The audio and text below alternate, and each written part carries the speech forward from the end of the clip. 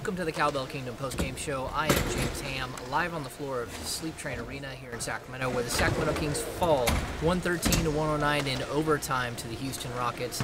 They let James Harden get loose tonight for 44 points. He was absolutely dominant, and that is the difference in the game. Harden came out in the overtime period. He scored 12 of his team's 18 points in overtime, almost outscored the Kings single-handedly in overtime, scores the first 7 points of the extra frame.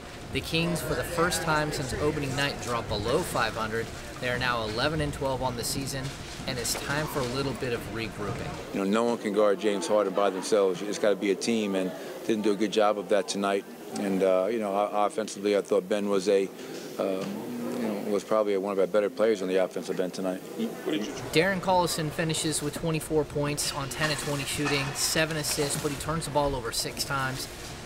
Ben McLemore, 21 points on 9 of 15 shooting. He does an excellent job for most of the night guarding Harden. But what happened in this game really was an issue with defensive adjustments. The Kings could not figure out a way to stop Harden on the pick and roll. They let him Euro step into the lane and score countless times. When they did shut him down, he found open shooters on the perimeter for wide open three-point shots, and that's kind of the way this game kind of unwound. So Derek Williams, again, he's appeared off the bench tonight. No Omri Caspi, he's out with a knee issue, and Derek Williams once again looks aggressive, he looks strong. He scored 17 points in 34 minutes, 5 rebounds. This was kind of a matchup game where Derek Williams made sense for Michael Malone off the bench. Jason Thompson, 13 points, 15 rebounds. A big surprise tonight from Jason Thompson.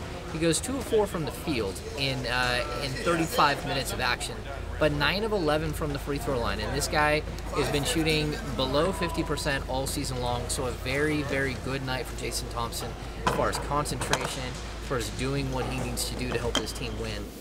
The few times that I have, got to the free throw line, if you're not making them, then your percentage is not going to be too high. So the more you shoot them, the more times you see it go in, then it's going to be easier every time we go up there. The guy who did not have a great night was Rudy Gay. He finishes with 13 points, 8 assists, 8 rebounds, which is nice, but 4 turnovers, and he also shoots 4 of 18 from the field. The Kings keep running isolations late in games for Rudy Gay, and unfortunately Rudy Gay has come up empty more often than not in those situations. Tonight, with 20 seconds remaining in this game, it was tied. The Kings got the ball to Rudy, he dribbled out most of the clock, and he braked a jumper and pushed this game to overtime. Not exactly the way you wanted to end the regulation period. All right, let's get to our 3 keys of the night. First up is guard the 3. The Kings did an all right job of guarding the 3. Houston likes to shoot threes. There's not a whole lot you can do about it. Tonight they go 15 of 44 from behind the arc. That's only 34%. They had a lot of guys shoot 10 or more three-pointers. Ariza 3 of 10, Harden 3 of 10, Jason Terry 3 of 10. Interesting thing for tonight is every time Jason Terry touched the ball, Kings fans booed him just ridiculously. They are not happy with Jason Terry for the way that he treated the Sacramento Kings when he was traded here and decided not to play here, and then went on radio stations and talked about Sacramento. So Jason Terry really heard it from the Sacramento crowd tonight, which was actually a pretty good crowd considering the fact that we're in the middle of superstorm and there are inches of rain coming around on everyone's head all night long. Secondly, the second key to the night is no breaks. The Kings actually did a good job on this. Houston is one of the better fast break teams in the league. They average 16 fast break points a night. They did score more than that tonight. They scored 18 points, but the Sacramento Kings actually finished with 27 fast break points of their own, going 11 of 13 from the field on the fast break.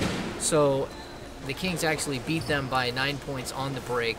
A good, solid performance by the Kings. Lastly, more Carl. That's the third key to tonight. Carl Landry had averaged just 4 points over his last 3 games. He's only shooting 30% from the field over that period. Not getting a lot of PT. Tonight, he finishes with 7 points, 1 rebound. He plays 18 minutes, 3 of 5 from the field. This was a bad matchup game for Carl Landry, and that's why you're not getting to see a lot of time from him, especially in a game like this. A lot of 3-point shooting, a lot of stretch 4s playing for the Houston Rockets, and then a lot of bruisers, big bruisers down in the paint. So Carl Landry, just a bad matchup tonight. The MVP of this game, there's no way you can give it to anyone other than James Harden, 44 points. I think the Kings limited him the best they could, but what he did in the overtime session was just miraculous. He absolutely torched the Kings. Here's a funny stat, though, for the night. The Kings outshoot the Rockets 46.4% to 40%. They out-rebound the Rockets. They have more assists than the Rockets. They shot more free throws. But here's the key. They turned the ball over 22 times, and that led to 27 points for the Houston Rockets. Houston turned the ball over 14 times, and that led to 20 points for them, for the Sacramento Kings. And so when you get outscored 7 points right there and you lose by 4, that's going to hurt. So that's going to do it for this edition of the Cowbell Kingdom postgame show. I am James Ham. The Sacramento Kings fall to the Houston Rockets 113 to 109 on their home floor. They are 11-12 on the season. No DeMarcus Cousins expected for Saturday night. He has been back with the team, but he has not been playing. He is just kind of hanging out with the guys at this point.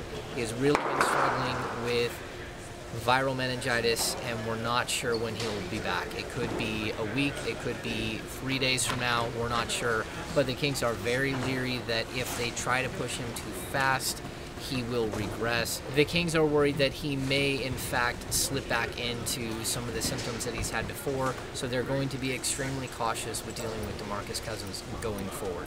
So, again, that's going to do it for this edition of the Cowbell Kingdom postgame show. We'll see you on Saturday.